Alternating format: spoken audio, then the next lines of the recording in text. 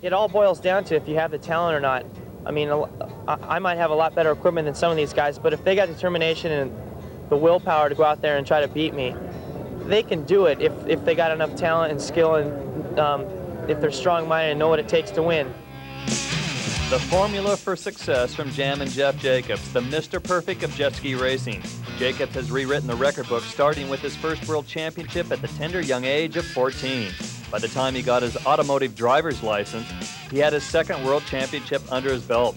The domination continued through 1989 and 90 until Jeff claimed his record fourth consecutive world championship and his second national championship. But he'll be the first to admit it wasn't easy. For us, anything beyond the fourth is very disappointing. We are not out to get third or fourth. We're out to win the race. That's the main key. You gotta have the drive. I mean, you gotta stay on the kid. The kid doesn't make very many mistakes. And if he hole shots, or if anyone hole shots, any of the top guys, you just gotta stay on them and, you know, pass them when you can and not go over your head and maniac it like I guess I have done before, but you just gotta stay on them, you know, and you can't get excited. Yes, world champion Jam and Jeff Jacobs, fast, flawless, clearful of me, I hope. Fearless competition, pinning a target on your back. All we can say, Jeff, is good luck.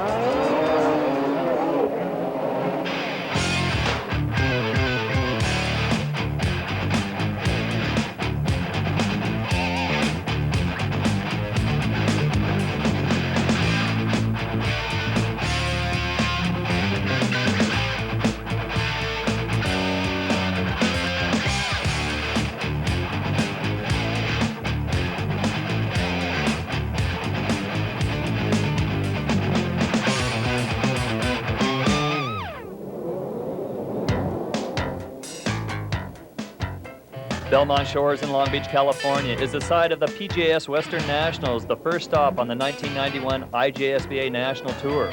During the off-season, a series of events transpired with effects lasting deep into the National Tour. Chris Fischetti is involved in an auto accident, leaving the Flying Fish with a cracked rib and a dislocated shoulder.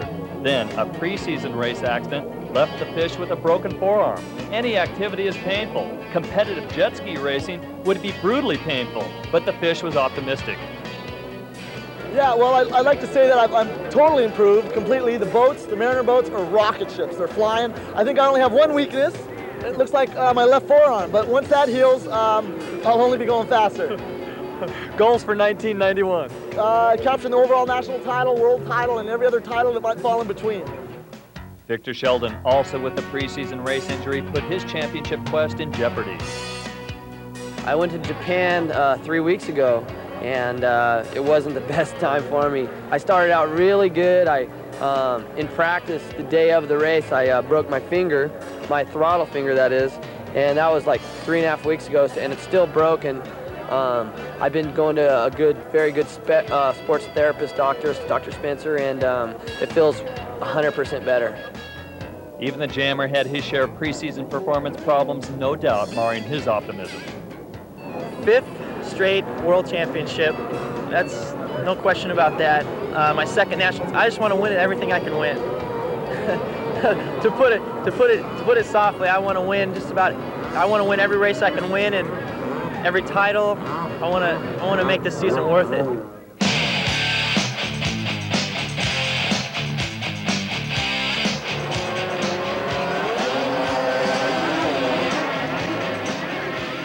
Little did Jacobs know that his hopes of winning everything would be short-lived. Things started off well enough for him in the Superstock final, with Jacobs getting the hole shot and securing a solid lead over Victor Sheldon. At the start of lap 3, with a 3-second lead over Sheldon, mechanical problems shut down any hopes for a clean sweep by the defending Superstock champion. The Slasher went on for an easy win over Fischetti. Jacobs, with a DNF, placed 16th. Main event in Superstock, I was trailing Jeff Jacobs for second place, and he had a fortunate breakdown, and I benefit off the deal, and it's a tough break for him, but everyone breaks once in a while, so you just got to take your breaks as they come. Philosophy aside, the Pro Mod was the time for vengeance by Jacobs.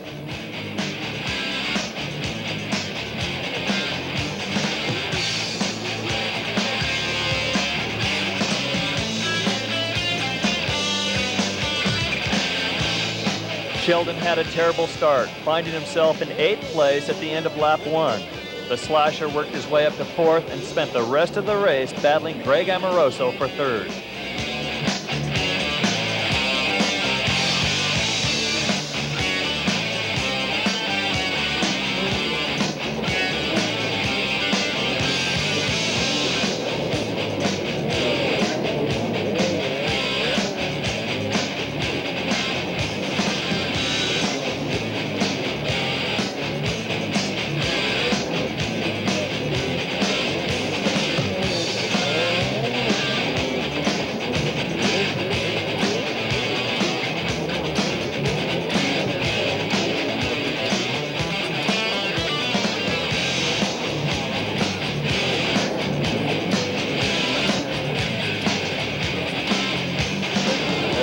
My main priority out there was just to hold on to the handlebars, and I feel like a monkey now because my arms are a little bit longer, but everything turned out well. It was great from start to finish. A good finish also for Fischetti, who bit the bullet while riding to a 2nd place finish in front of Amoroso.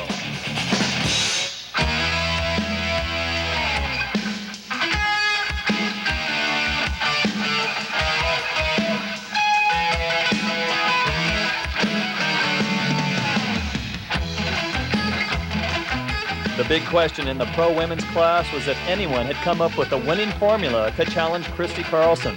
The answer was a definite maybe. Reagan Cole, boat number 2, is showing the most promise amidst rumors of a change in sponsorship that never materialized. Meanwhile, Christy's program looked to be as solid as ever. I asked her if she'd share with us the secret for her success.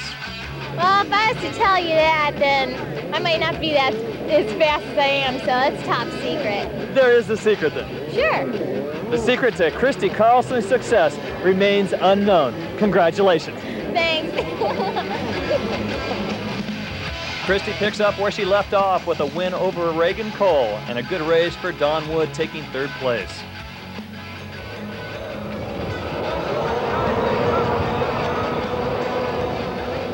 In the Pro X2 Modified, things got real interesting for John Stevens, going down behind Tim Judge on the first buoy. Chris Heinrich got a great start and led the race for 2 laps. But it was Jeff Poison Freer that proved to be unstoppable.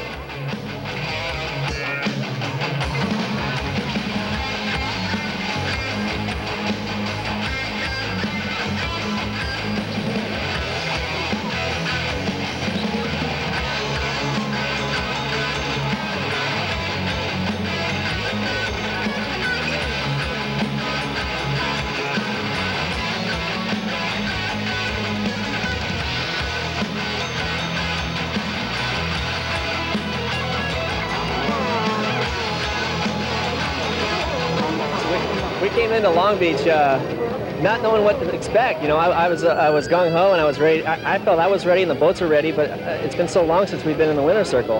And Long Beach was just, it was, winning all 3 classes really meant a lot to me.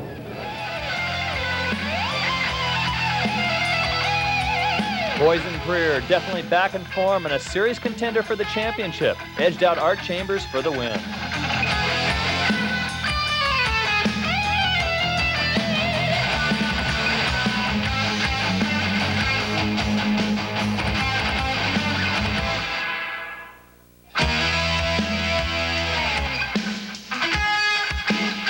Freestyle has always been a crowd favorite, and the first stop on the tour is especially interesting as tricks developed over the winter are unveiled and the polished old tricks shine through.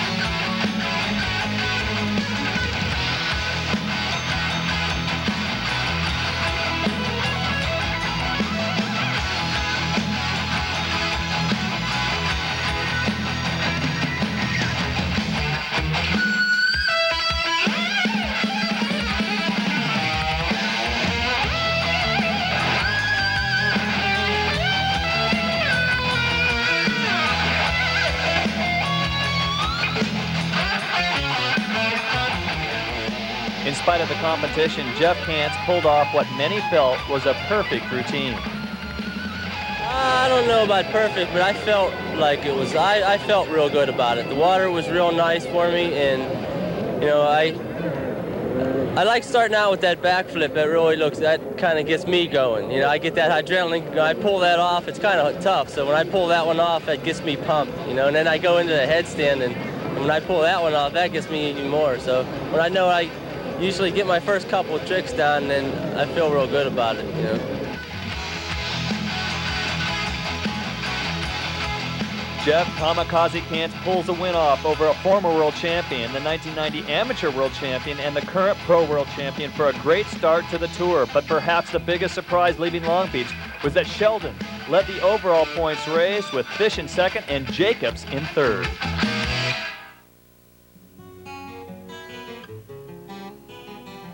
No one's really sure if it's the fresh country air or the sedate rural surroundings of Manteca that had a relaxing, laid-back effect on everyone.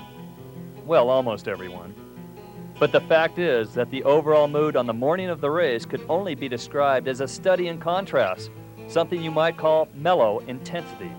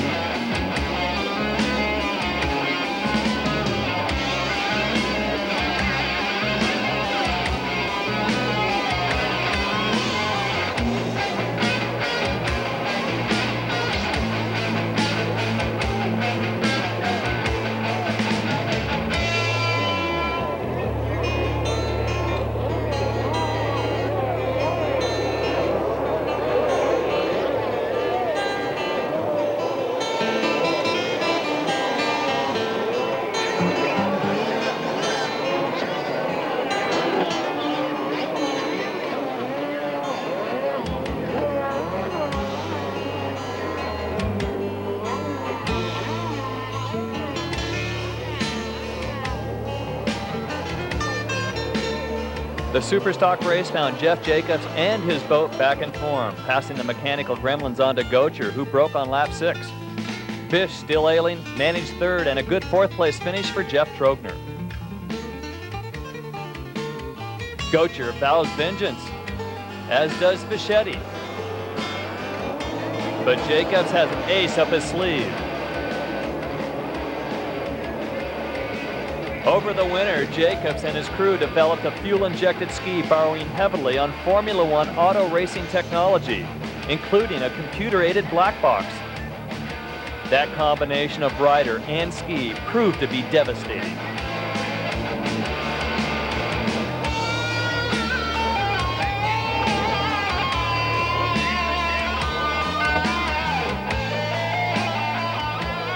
The start of the main event this time, it looked like Victor actually got off the line a little better than you. You want to talk about that? Yeah, Victor got off to a great start. I was a little bit slow on my reaction time, but I just compensated just by hanging onto that modified. I think I just a little bit more horsepower going into the first turn, and I think right at that the first turn buoy is where I overtook him, so it was really close.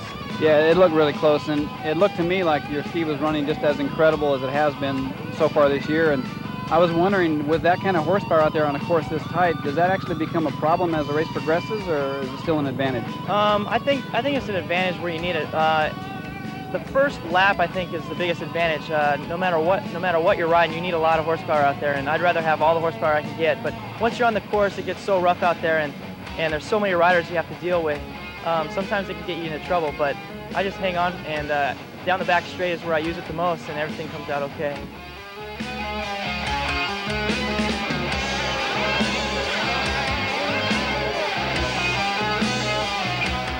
Victor Sheldon pressured Hall and Harry for most of the race, but was unable to pass, finishing third behind a determined Harry Gocher, disappointed with his second-place Pro Mod finish. It was a really tight track in Manteca. It was nice, but twos aren't what we're training for.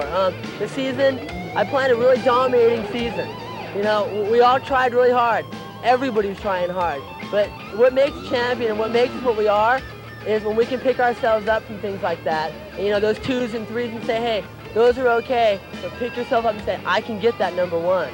So everybody's trying to do that, and I am too.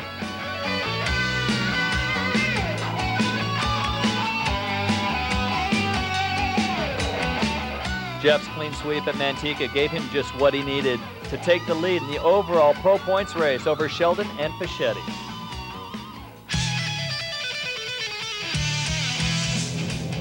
The pro women's competition was, without question, the race of the weekend, with Karen Jacobs using the power of her 650 to pull out an early lead that would last 9 laps of the 10-lap race.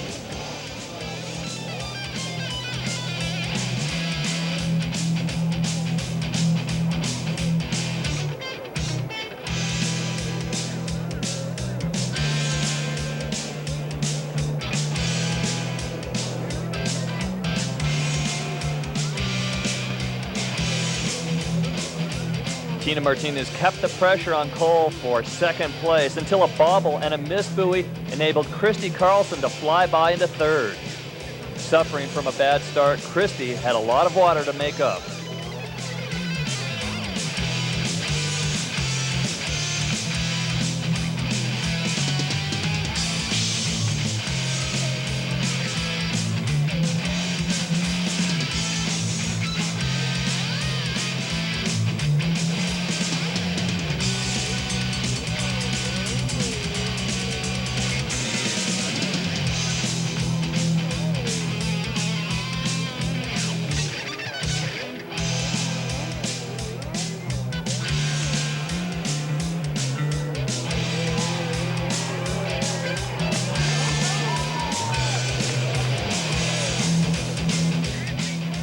Definitely her most difficult win of the year. Christy takes the win over Karen Jacobs and Reagan Cole.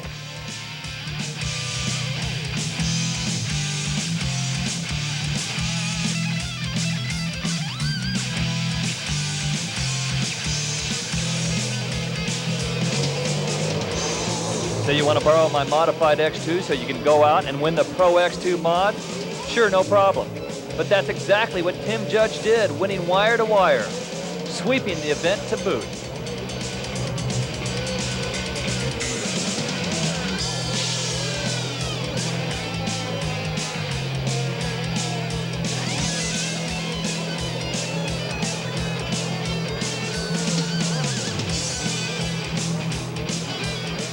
Here's your X2 back, Nevio. Thanks a million.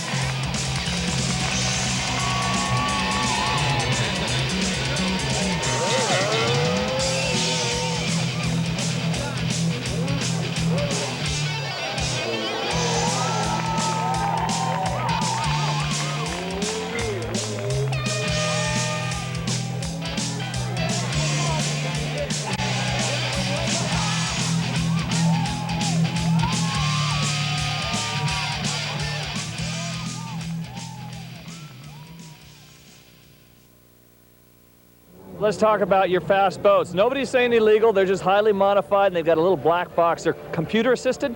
Yeah, it's got a computer on board, and it runs basically the timing and the fuel injection. It's got a computer on board. All I know is it helps me out, that's for sure.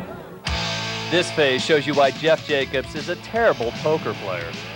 In spite of his last place Superstock finish at Long Beach, he still held down the #1 overall spot after only 2 events. And it didn't look like things would change much in San Diego, making it a race for second place. And that race was between the Slasher and the Flying Fish.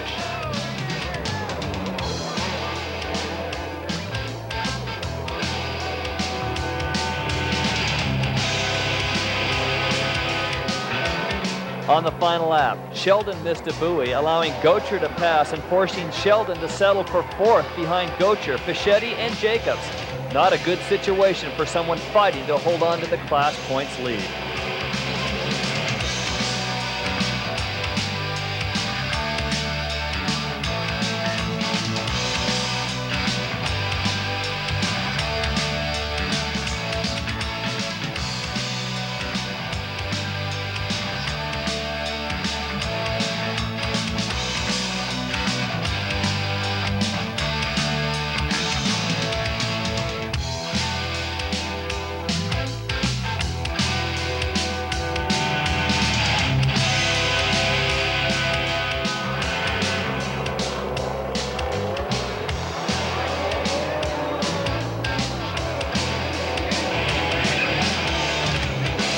With fuel-injected boat underfoot, Jacobs again led the Pro Mod race from wire to wire, but not without a little pressure from behind from the Slasher himself.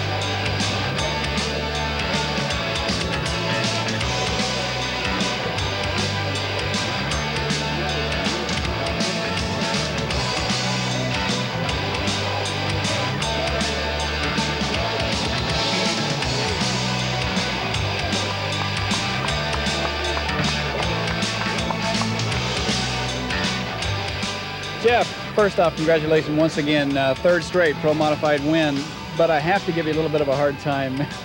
You did not win by the half a lap that I would expect you to win on a course this big. Victor really hung in there with you throughout the race. Were you surprised? No, I wasn't surprised. I deserve a hard time. I think I put too much pressure on myself. But Victor was riding a great race. It was surprising that not only was he behind me, but he was pressuring me the whole race, and he was riding a good race. Also riding a good race was Harry Gocher, good enough to finish third in front of Fischetti and Emmett Hood.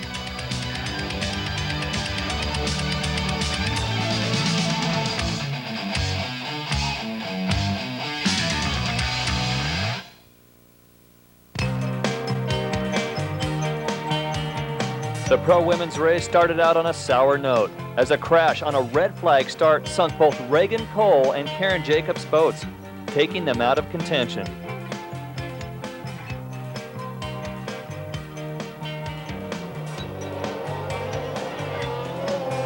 On the restart, Christy Carlson found herself out in front and uncontested for the win.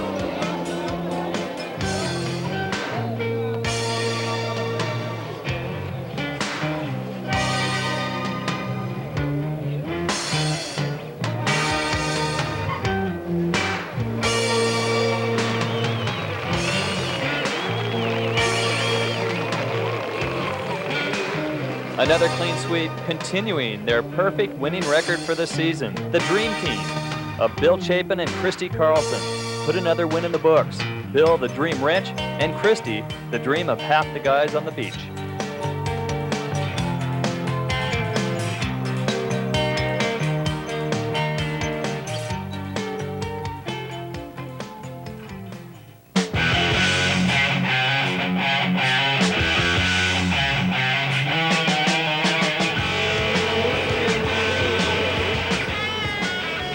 In the X2 Modified, Jeff Freer again dominated in saltwater, leading wire to wire, just out of range of Tim Judge, who was still on borrowed machinery.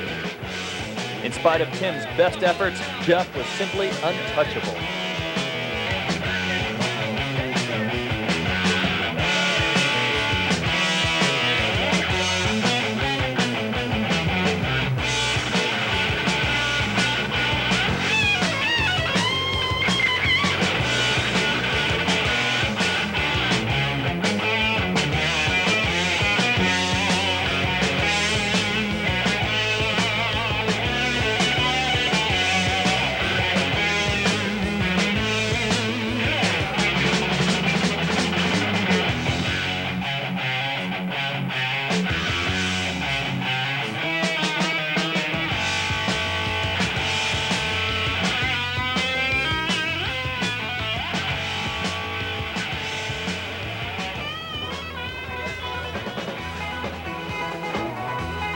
In freestyle, Japanese national champion Minoru Kanamori made his appearance on the national tour, placing third, as well as placing in the top 10 in each of the closed course races.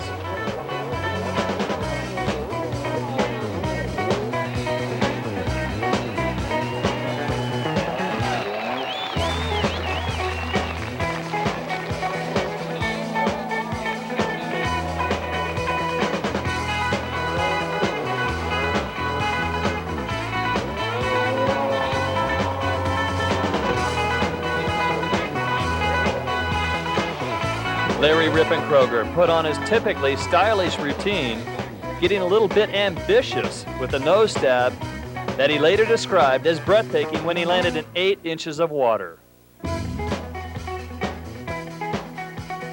Amateur world champion Lloyd Berlew took his first win as a pro. Showtime credits a large portion of his success to his tremendous crowd appeal. You've got to get the crowd in. If you get the crowd into it, you get the judges into it. It's the same thing. If you get them behind you, that's an extra 2/10 points it takes to win on the circuit. It really does. It's really tough. There's 5 guys who are right up there, you know, every time. And if you get the crowd that much more into it, you got a good chance of winning.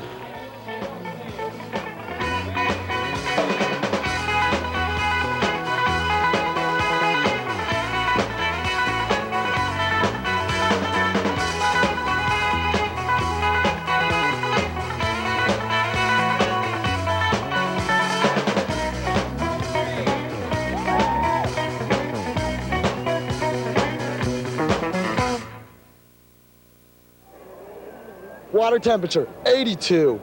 Air temperature, 92. Humidity, 110. Water conditions, rough. Racing, woo, red hot. Out of the flat water, into the waves, stop number 4 of the Sano, Texas Nationals was to be the most challenging yet. The choppy, unorganized surf combined with high heat and humidity for absolutely brutal conditions, challenging even the best of the best.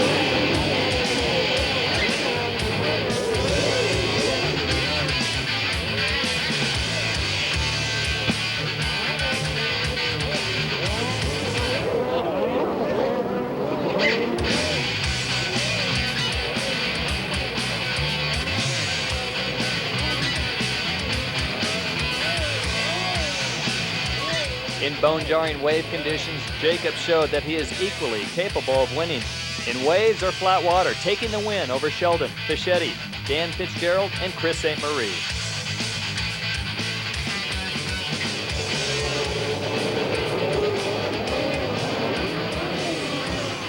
In the Pro Modified, the conditions dished out more of the same, with the added punishment that goes with the extra horsepower. For these conditions, most riders opted for detuned backup boats, trading horsepower for reliability and manageability. Either way, the racing was nothing short of incredible.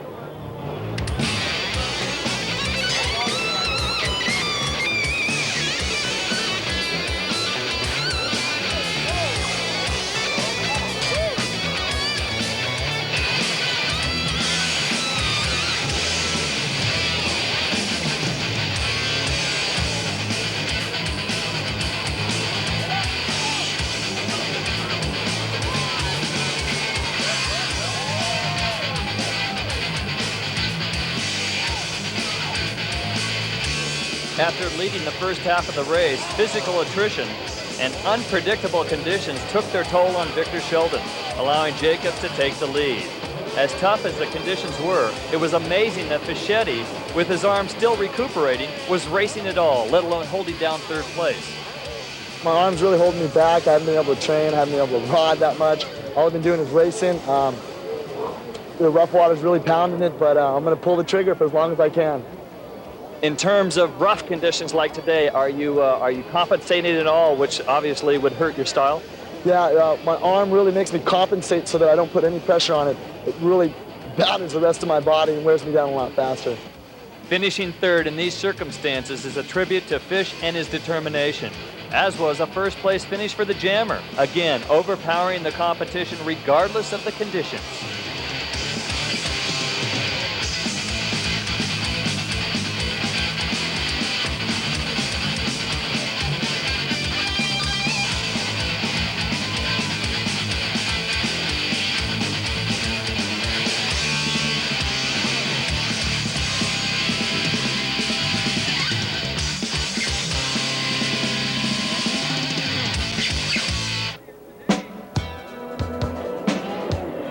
The conditions were at least as challenging for the women, putting a premium on ocean wave knowledge and rough water experience.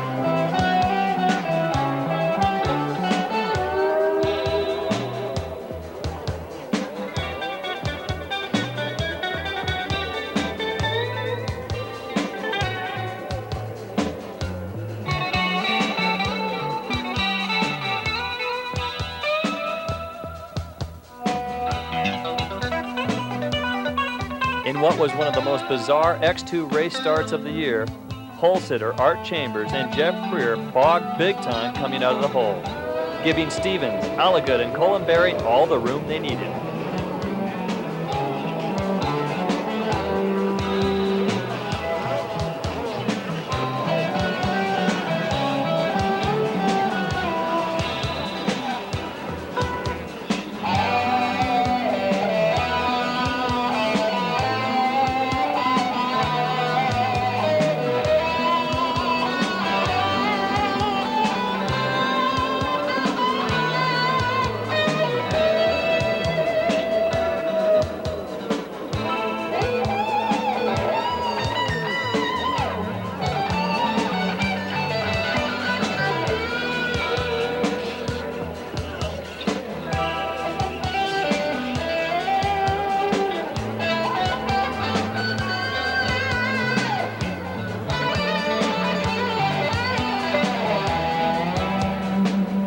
Jeff Poison Freer gave new meaning to the term running over the competition.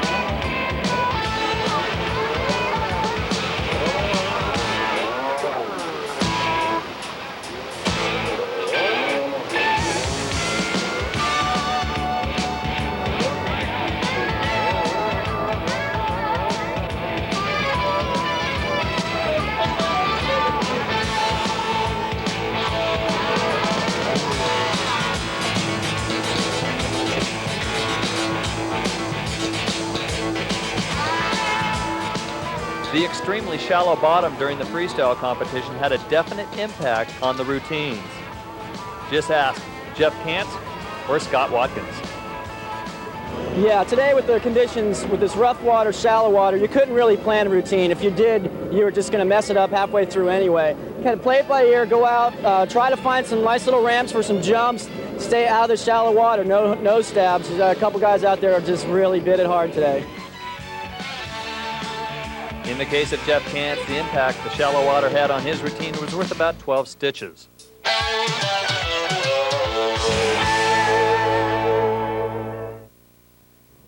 When you think of Virginia Beach, what do you think of, Harry? I don't think of this. I've been to Virginia Beach a couple of times. It's a lot of fun, this place. It really goes off. And what we really expect is about a 3-foot chop intermediate, you know, to where it's really bumpy, it's really exciting. Usually we're getting air down the back straightaways here at Virginia Beach. What happened? It's flat water. But just because it's flat water doesn't mean it can't be exciting. Stop number 5 was the Moby's Atlantic Nationals. And the talk of the town was Victor the Slasher Sheldon with a wire-to-wire win in the Superstock Final.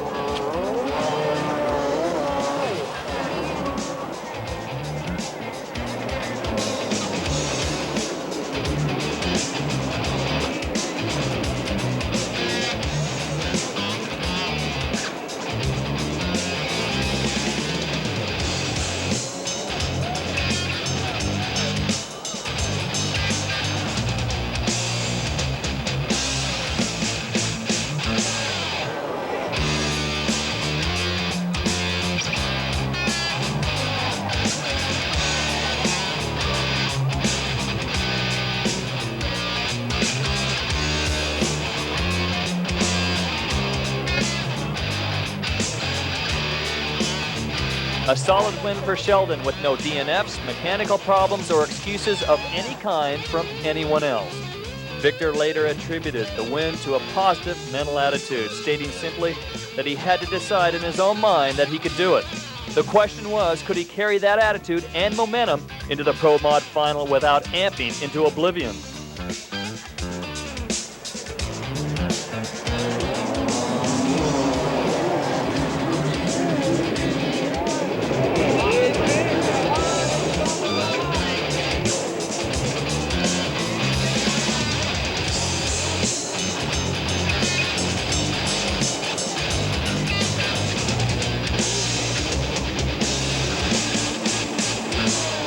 Chris got an excellent start. He was gone. It looked like he wanted to win that race from the beginning. But I knew it was going to be a long race. Victor was in second, and I knew that was going to be a problem. But I thought about the lap riders, what I had to contend with in Superstock class. So I just sat back patiently, and Victor wore himself out, looked like, trying to get by Chris. And that left the door open for me to make my move on Victor. And once I got by Victor, I knew I could slowly reel Chris in, and that's what happened. Yeah, Virginia Beach, I think I held it for more than half the race, actually. And I was on the gas. My boat was really kicking down that back stretch. The Mariner boat's a rocket, and I used all my strength, all my ability, everything I could. I went as long as I could, and that was all I had.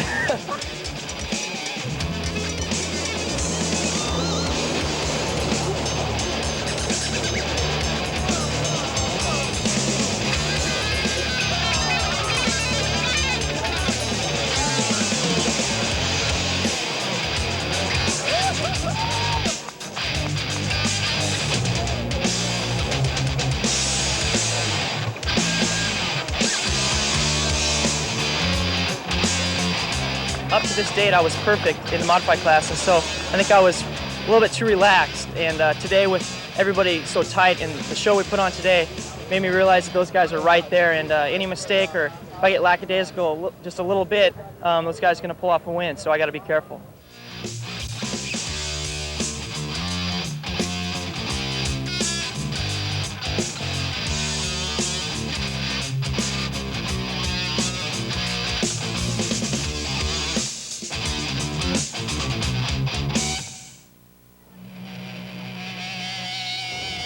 Let's go! Fire them up!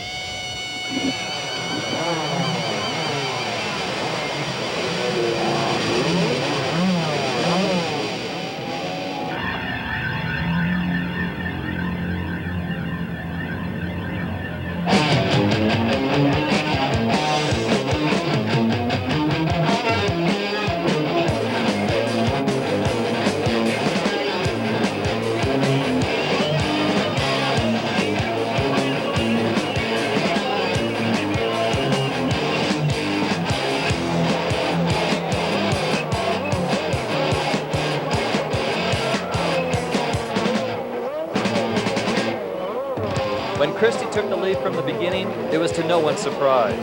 It was also to no one's surprise when Reagan Cole came in second. The fact is that Reagan has consistently been Christie's biggest threat, but being consistently second can grow old quick. I asked Reagan if she thought the time would come when the tables would turn in her favor. Absolutely. Ability-wise, there's no question about it. I can win. Mentally, I've got a little bit of work to do. Obviously, I'm still new at the sport. Everybody gets better every year, so I'm doing my best, but definitely I'm going to be there. I'm going to be right in the top.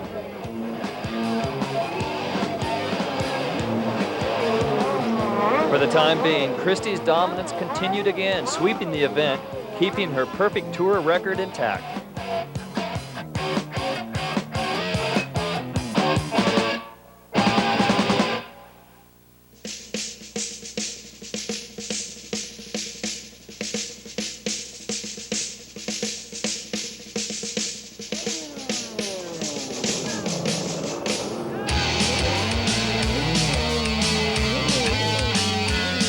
In the X2 class, things went very well for Tim Judge, still on borrowed equipment. Judge would simply swap engine covers on expert Nivio Diaz's boat for it to become Pro X2 Modified number 46. Even though the boat was getting double the amount of abuse, it still ran flawlessly, retaining the lead from start to finish.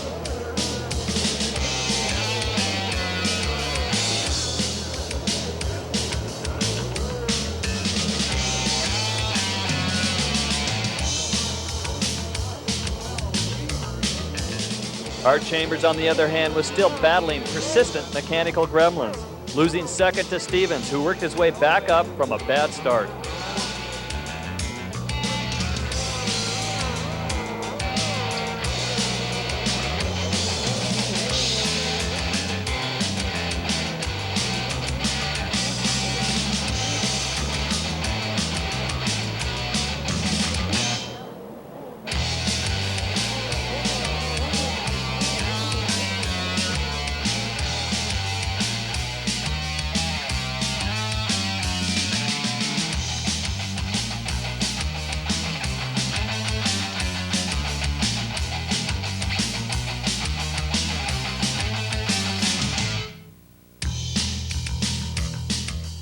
A win in both the limited and modified classes moved Tim Judge up into second overall in front of Stevens. The big news in freestyle was that Larry Rippenkroger had pulled himself off the tour, citing an intense schedule as the reason. With Larry out, the national championship title was up for grabs.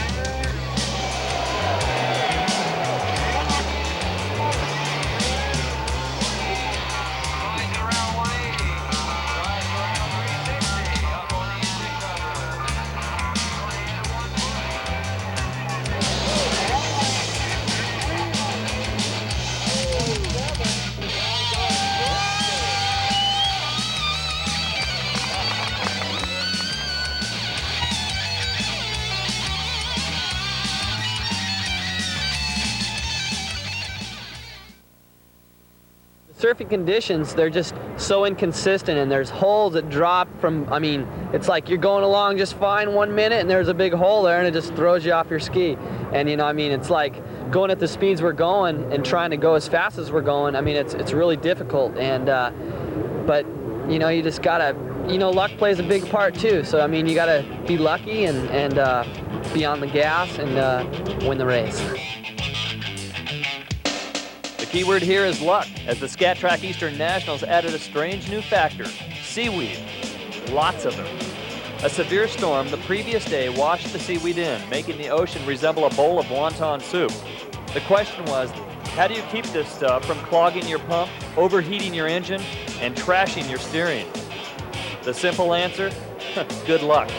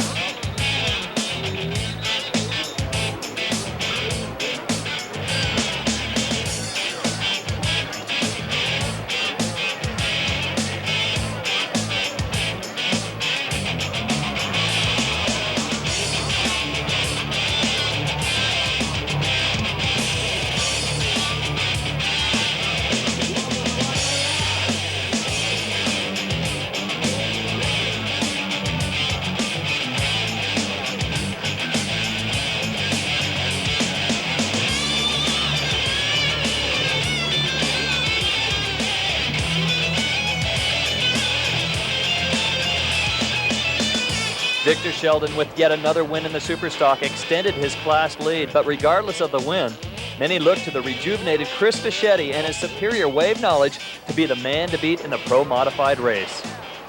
These other guys are peaked. They're really flying. I've been falling back on my equipment, which has been working really good. I pulled the fast boat out for Virginia. I'm pulling the fast boat out for this weekend. I'm going right to the middle edge of disaster. I'll win or crash.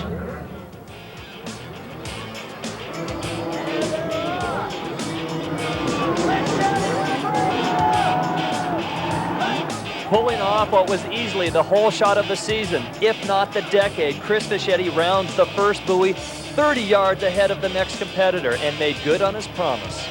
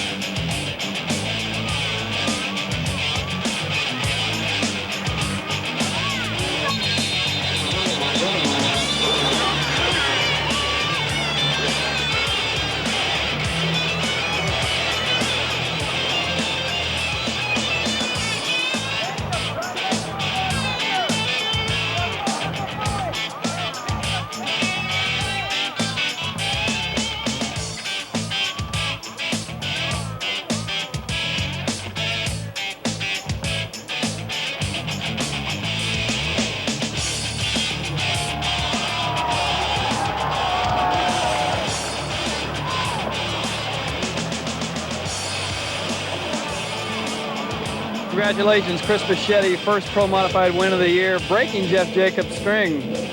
I think it's a little safe to say that your arm's feeling a little better?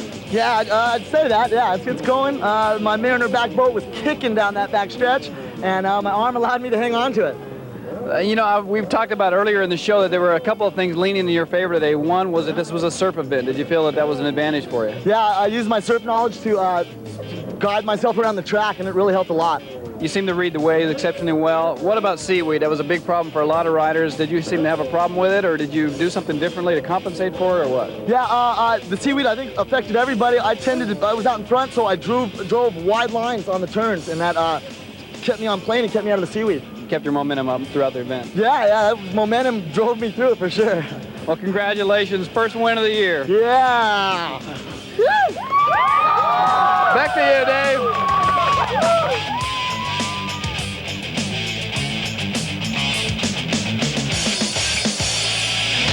What do you and Tom Cruise have in common?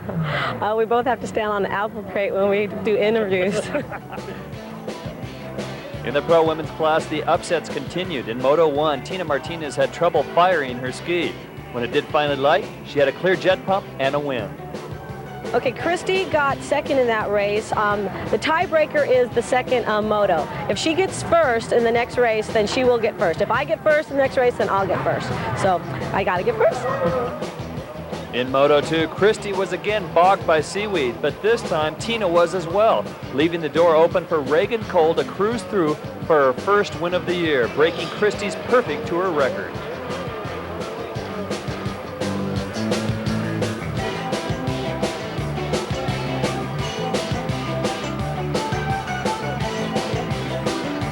More upsets in the X2 class. Clay Bishop took his first X2 Pro Mod win, but a second for Tim Judge in both the limited and modified classes put him in the lead for the overall Pro X2 title.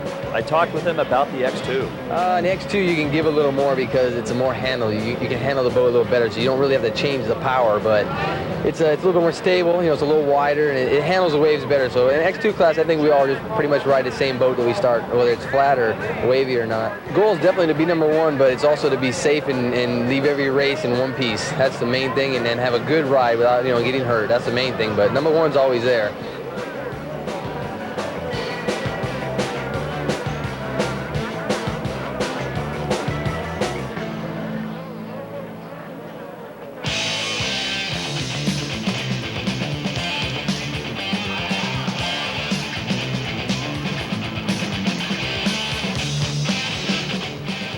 The good news in freestyle was the return of the Flying Fish, placing a solid third in his first event of the year.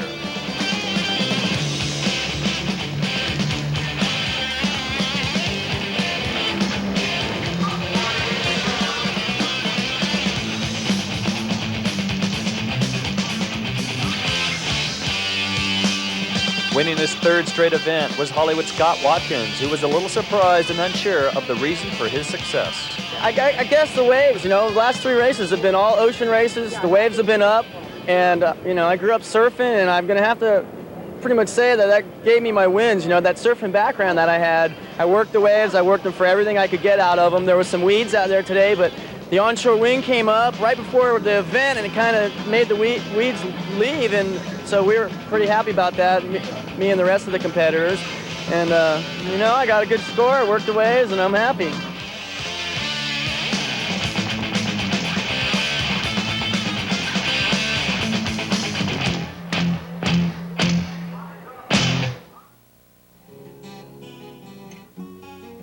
In an unofficial poll taken of IJSBA competitors, 3 out of 5 named Huntington, West Virginia as his or her favorite stop on the tour. In every case, the friendliness and hospitality of the people were the reasons for their choice. The seawall on the riverfront makes for interesting racing. Wakes reflect back onto the race course, and things get very difficult. Heat and ridiculous humidity add to the torture.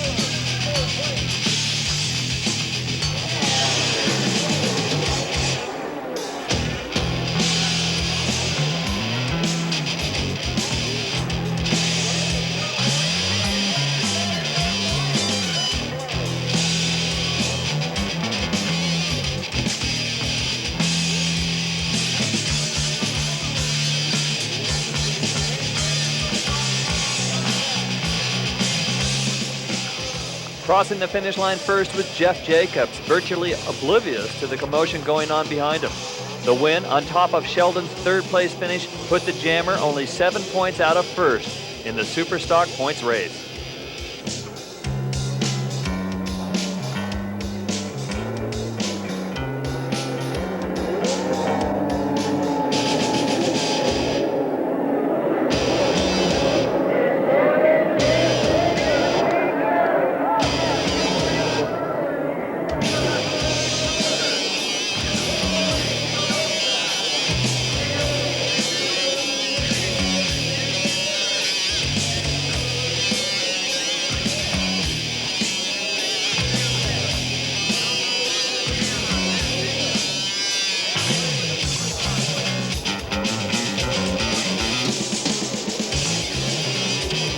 I got a good lead about halfway through the course, and you know, the lap riders, they play the biggest role out there when you're in traffic, and Victor had got a second win, fortunately for him, and was able to get on my tail for the last 3 or 4 laps.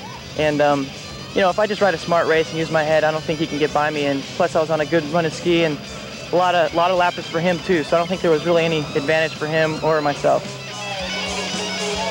Holding down the spot in the top 3, Fischetti put in a good race for a third-place finish in front of Gocher and St. Marie, but it was Jacobs that proved to be unstoppable.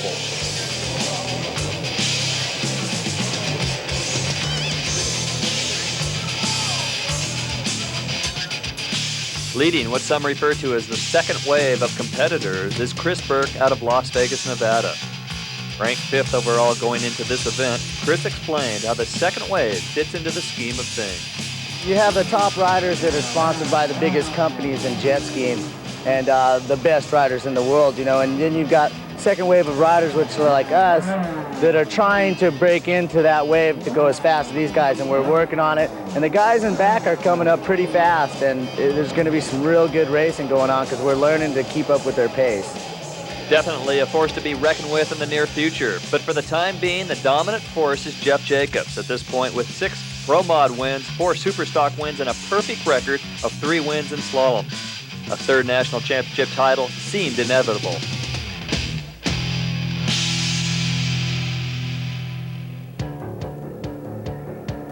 With an equally impressive record, the blonde bombshell, Christy Carlson, also seemed destined for a national championship three-peat.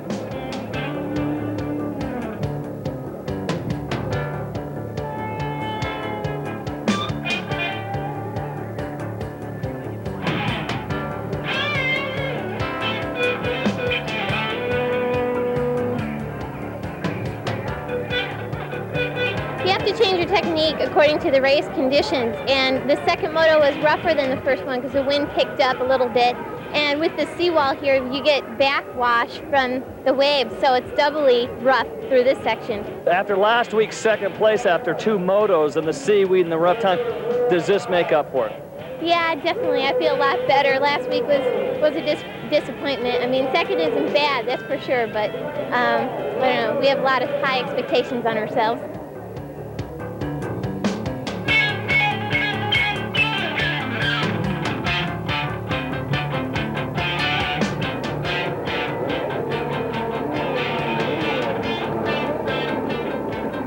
In the X2 competition, Tim Judge strengthened his lead with a sweep of both Pro Limited and the Pro Modified.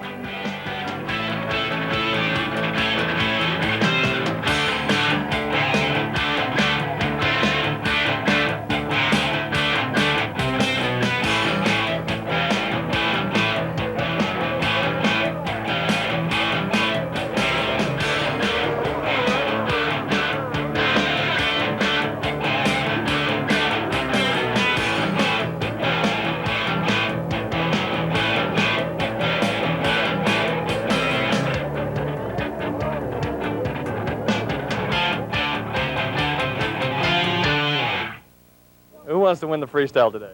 I do. I do. He wants to. I want to. I'm gonna. He's gonna. Wait a second. You got that right.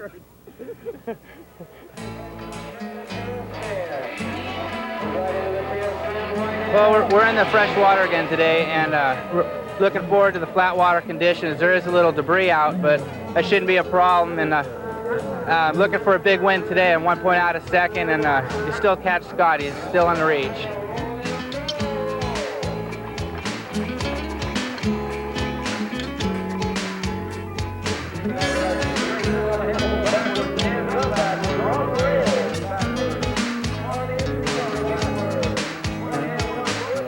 I do have more of an advantage in the rough water, once again, I believe, from my surfing background. But I've had a lot of practice in the flat water too, so I'm going to go out and just do a, real smooth, consistent, good transitions, no mistakes, and hopefully kick some butt.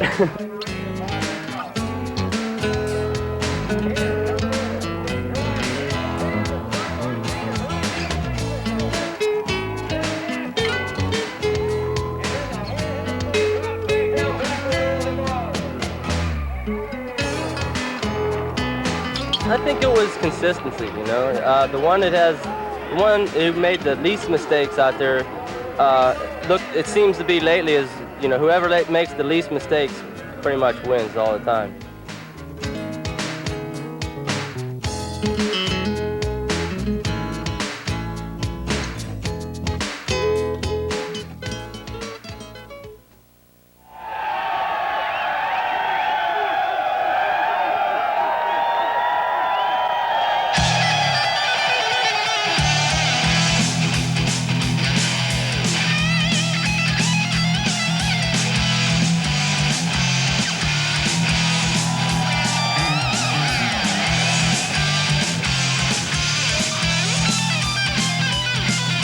Mother Nature decided to make the 8th stop on the tour interesting for spectator and rider with high winds and choppy waves. Great conditions if you're a windsurfer. The combination of waves and a steep beach slope made race starts as interesting as the races themselves. In conditions like this, it's anybody's ball game.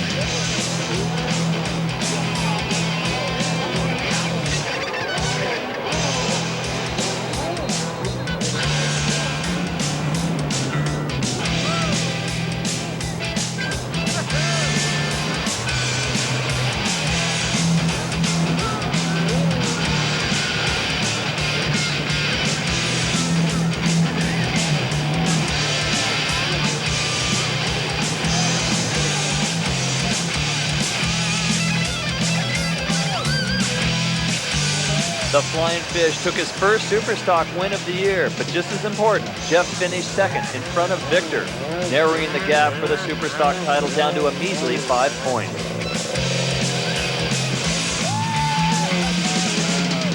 In the Pro Modified, Harry Gocher had some tense moments on the beach as he was unable to make the call due to mechanical problems. For the rest of the pack, it was business as usual.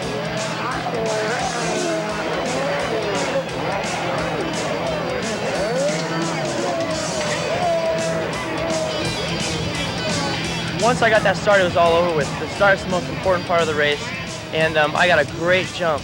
And the boat was flying. Performance Jet Ski did a great job of setting it up, and it was hooking up better than ever. And I started out the race kind of slow, in a slow pace, and I worked my way up into a fast pace instead of going too fast at first, and everything worked out perfect. Perfect for Jacobs, but back in second, the battle raged on.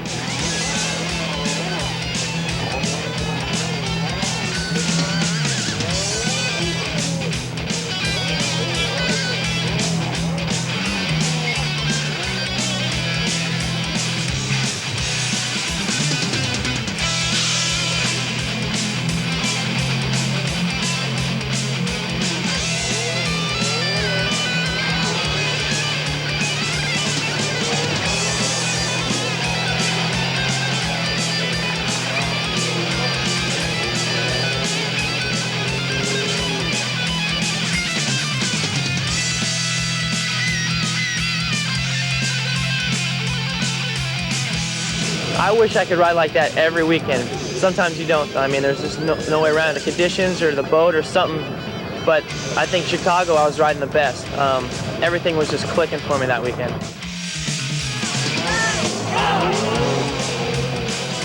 In the pro women's class, it was the battle of the fittest, with Reagan Cole again putting on a strong performance. I think primarily my strong point is coming off the line. I usually have quick reflexes. I'm off the line pretty quick.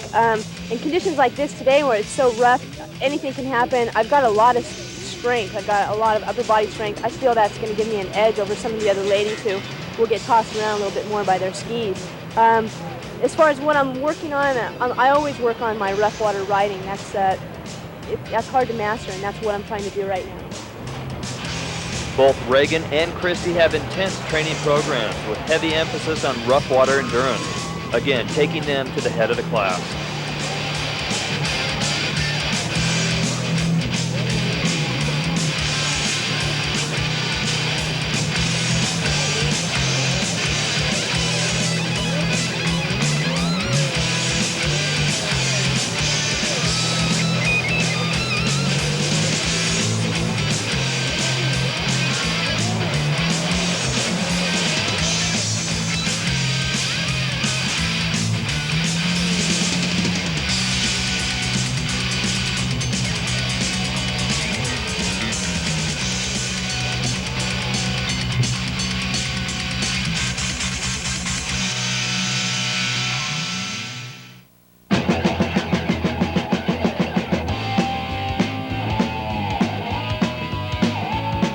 Tim Judge has slowly worked his way to the top with consistent top 3 finishes, but this climb hasn't been an easy one. Yeah, you know, it's hard out there, and you're trying so hard that sometimes you override and it makes you have a bad weekend, and sometimes you're riding so hard that you have a good weekend, and there's no telling what's going to happen. His perseverance paid off with another sweep here in Chicago.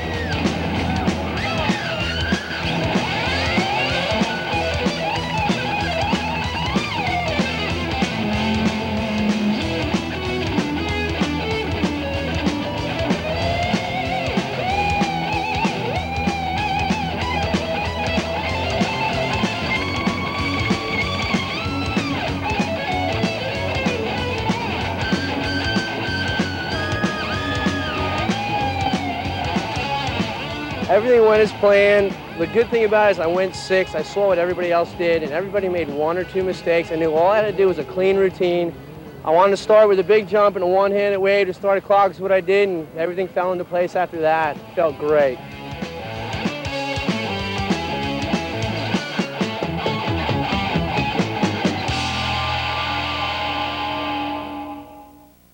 The Superstock, the bottom line for you today and in Daytona, the next 2 races, what do you have to do? Obviously, your number 1 battle is scoring points and holding off Jeff Jacobs. Well, I need to hire a hitman and get him taken out. You should have hired a hitman in Chicago. There's no hitmen in Florida. There's only golfers. This race, the Pro Superstock Final, was no doubt the turning point in the battle for the class championship. For Victor Sheldon, it will be a day he'll always want to forget.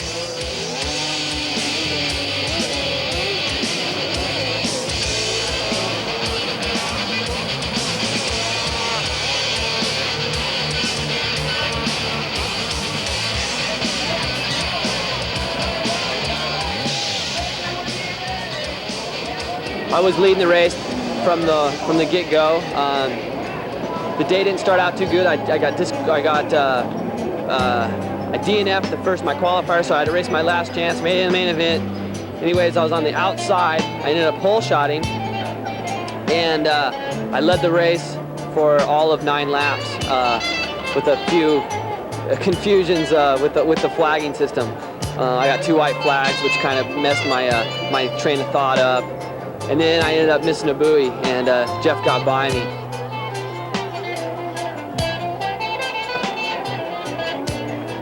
Poor Victor Sheldon, 2 white flags, missed a buoy, Jacobs got by, and Jeff Jacobs went on for the win.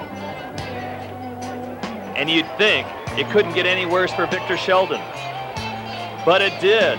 On the last lap, the last foot, Victor was passed by Chris Fischetti.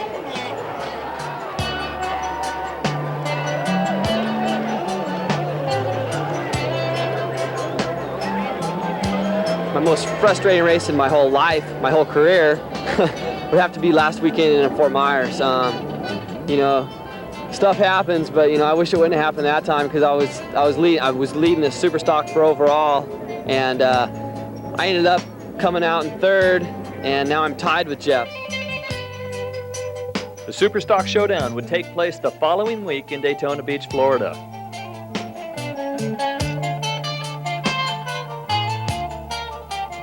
Fort Myers was hot and humid with absolutely no relief. In the Pro Modified Final, watch Victor Sheldon 3rd from the inside, a charter member of the Hard Luck Club.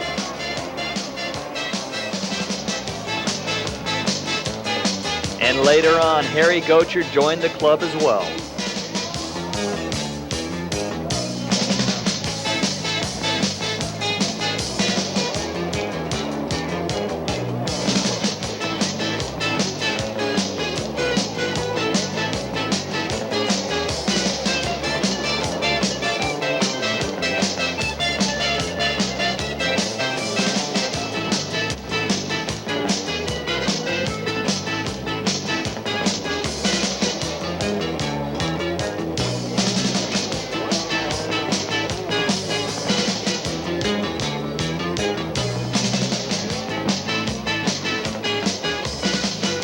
Harry Gocher put in a great ride, especially holding off Chris Fischetti, riding 2 laps without his engine cover.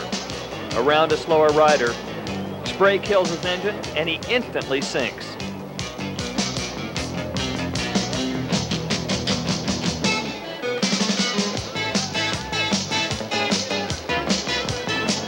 Hard Luck Harry looked over to see Hard Luck Victor Sheldon, who fell at the start, dropped to 8th place, fell once again, went back to last place, and worked his way up through the pack to finish 3rd. As for Jeff Jacobs, this guy's really fast. As expected, he won. But what was unexpected was the charge of Chris Fischetti, boat number 2. He made Jeff Jacobs an honest man on the last lap.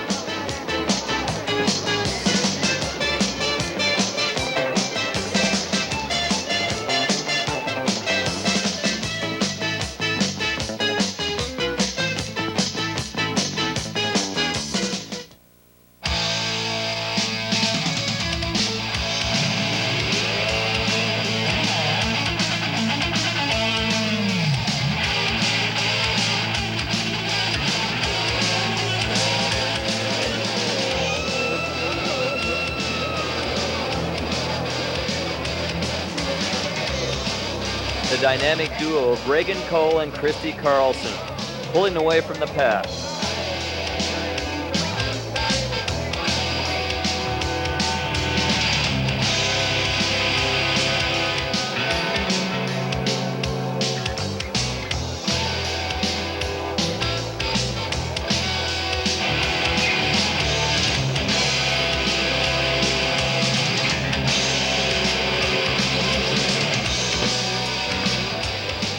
bit of a surprise, Florida's Terry Norwood held off Karen Jacobs and Tina Martinez for a great third-place finish.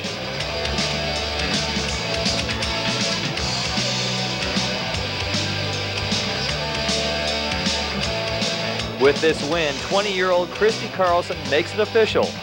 She wins the national championship for the third year in a row.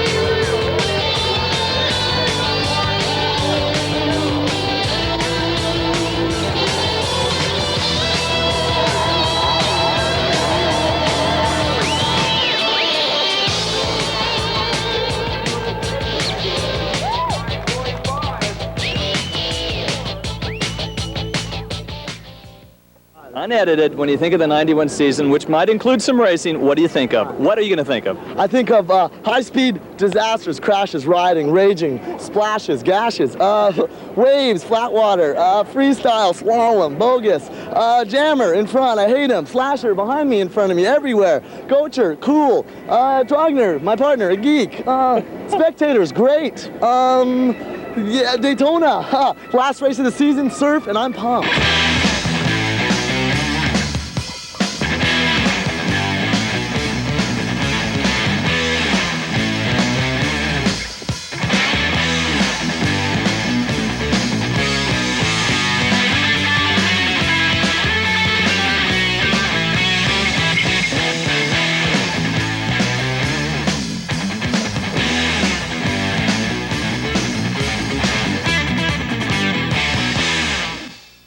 The Superstock, we're tied. Jeff and I are tied coming in this last final race. So I gotta win, or I gotta beat him. So that's all there is. So keep your camera on me. What one would be the most important if you could only win one today? It'd have to be the modified. That's the most prestigious event of the weekend, and that's where the money is. And I've lost one, and if I lose again, then I'd have two losses.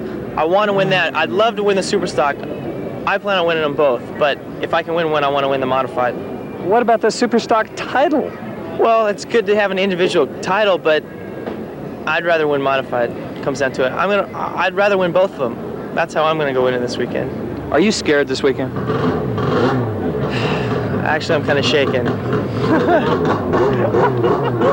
How are you going to play a part in it? Yeah, the battle today in the overall Superstock points for the national title is between Jeff and Victor. Hopefully they'll take each other out and I'll win. Fact, Sheldon won his qualifier. Jacobs also won his qualifier with a time 4 seconds slower than Sheldon's.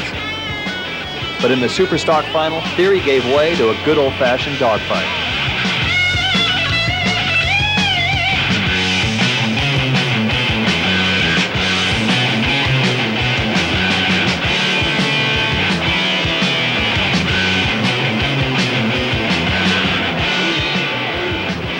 was probably the most hard-fought race I've ever had the whole year. Victor was there the whole race, and he didn't give me any chance to relax, stretch my back, nothing. He had a 4-second faster qualifier, so but the conditions were changing so rapidly. You really couldn't tell by times, but I won. That's all that counts. You had some great turns out there on the front straight. It looked like he was pulling in it. Did you feel that? Yeah, on the front straightaway, I was letting off a little bit, actually, just to be cautious because of the lap rider and stuff. But on the back straight is where I was opening up. I think I was pulling on him down the back straight, and he was catching me in that one turn. But if we're both pulling and catching each other, then nobody's going to gain on each other. It's perfect. I was just trying to pace myself, and everything worked out perfect.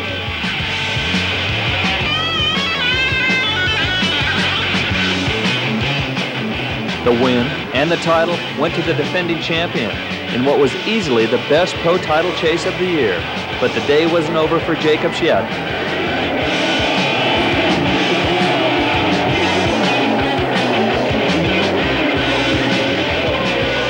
Well, I got a great start. It looked like Victor bobbled coming into the first turn, and that enabled me to get by. And about the 4th or 5th lap, I kind of lost steering. The whole extension cap fell off. It took me about 2 or 3 minutes to get used to the feel of that. But I tried to get back into the race, and Victor was going a little bit too fast for me to keep up with him, and it was history from there. I just stayed with my pace, and once I got by him, I think I opened my pace up a little more, just because I felt I could go it. And I had a lot of energy build up for about 10 weeks now, so I wanted to go with it, and it came out for the best of me, and I'm really happy to be here.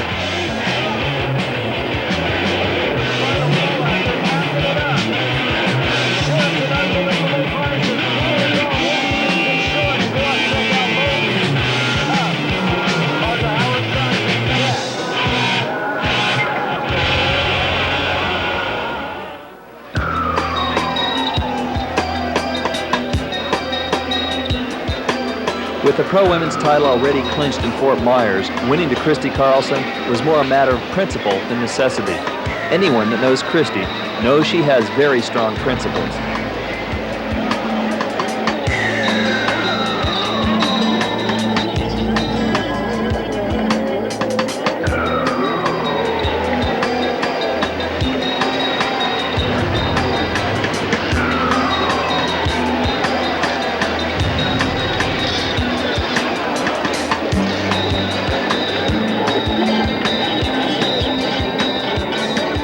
Retaining all 3 titles, Christy's performances were nothing short of phenomenal. I asked her if she was satisfied with the '91 season. Well, the long-term goal, of course, was to win the overall championship. But as I always said, I take it 1 week at a time, and I'm really pleased with the '91 season. We had a flawless tour, not a single DNF, and thanks to Bill Chapin, my mechanic, not a single mechanical failure.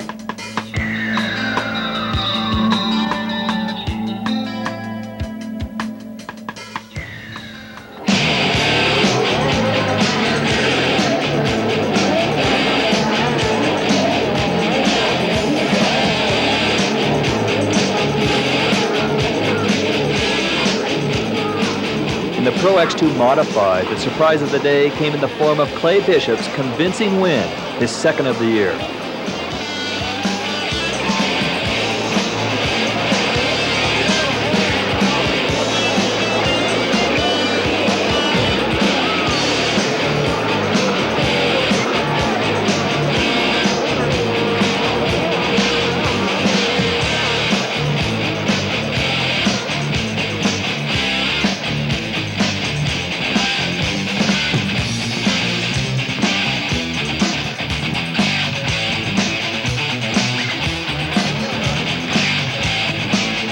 Even though he finished the race at the back of the pack, Tim Judge still did what it took to nail down the Pro X2 overall title with simple consistency. It's been a surprise, a thrill, an experience. It's been all of them. I didn't know what to expect. I'm playing weekend by weekend and just hope for the best and come out safe.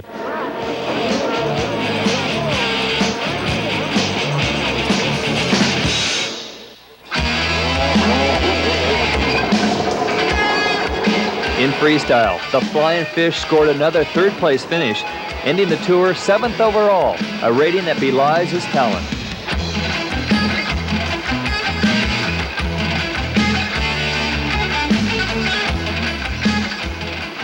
Jeff Kamikaze Kantz put on a great routine, finishing second, both for the day and the year.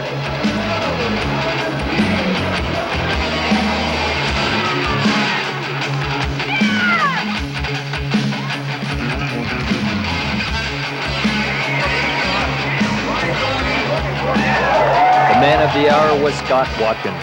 His first place finish was more than enough to take the 1991 National Freestyle title. The perfect end to an absolutely stellar year. I'm really into riding jet skis in the waves, and I just decided to try to have fun, go out and get some big air. I didn't see too many people going for the big air, so I decided, well, then let's give them some big air. And so it seemed to turn the crowd on, and the judges liked it, so I won, and it's a really, really good feeling. Well, you're coming off a big world championship win at Lake Havasu last year. Now you've clinched a national championship. That's got to feel great. Yeah, this is my first national tour I actually ever made every race. And to me, this is one of the biggest satisfactions I've had in my career yet, is to make the whole tour and to win a world national title.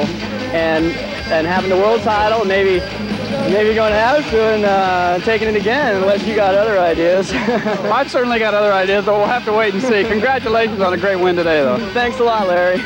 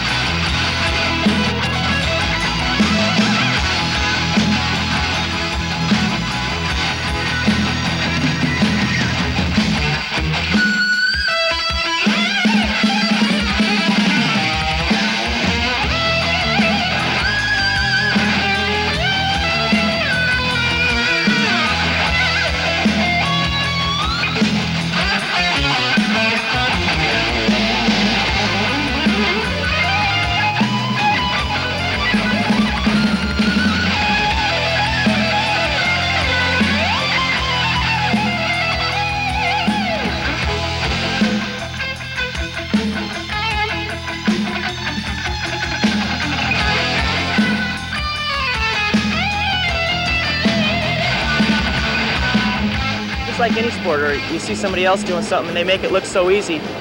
People don't realize what it took to actually make it look so easy, and that's what people don't really understand.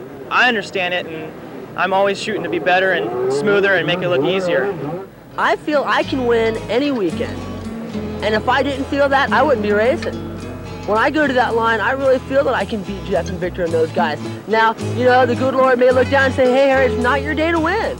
He's the Almighty. He's the one that tells us that, but all we got to do is go with the flow and keep our chin up and just try as hard as we can every weekend. Jeff's really an exceptional rider, but man, he's won too many in a row, and it's time for me to get up on the Bud podium. The 91 season ending right now, except the World Finals. Tell us about what's going to happen with Fish in 92. Yeah, big contract, lots of money, pretty girls, fast boats, and victory in every class, I hope. We all fight to race jet skis and win for ourselves, but we're involved in such a hot sport right now, and then we all want to see it go to the top. So I'm going to stick with it as long as I can, for sure.